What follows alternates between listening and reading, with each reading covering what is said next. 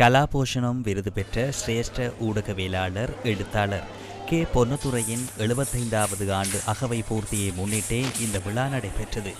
London மற்றும் இலங்கை தமிழ் இலக்கிய நிர்வாகத்தின் ஏற்பாட்டில் கொழும்பு வெள்ளவத்தை தமிழ் சங்கத்தில் இந்த நிகழ்வு நடைபெற்றது.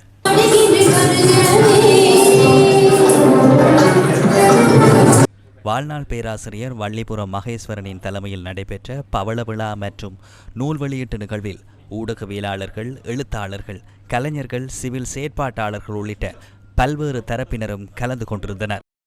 சிரேஷ்ட ஊடகவியலாளர் கே பொன்னுத்துரையின் பணிநிறை செல்வர் நூல் வெளியீடும் இதன் போது இடம்பெற்றது. கரகோஷத்துக்கு இன்றைய விழாவினுடைய முக்கியமான நிகழ்வு இதுதான்.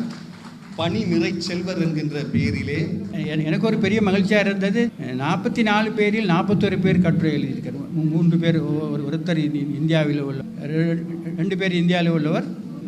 பவள விழா கொண்டாடுறீங்க, 75 பேர் கொண்ட ஒரு புத்தகம் தானே வெளியிட்டிருக்கணும், ஏன்னா 41 பேரை கொண்டு எழுதிருக்கேன்.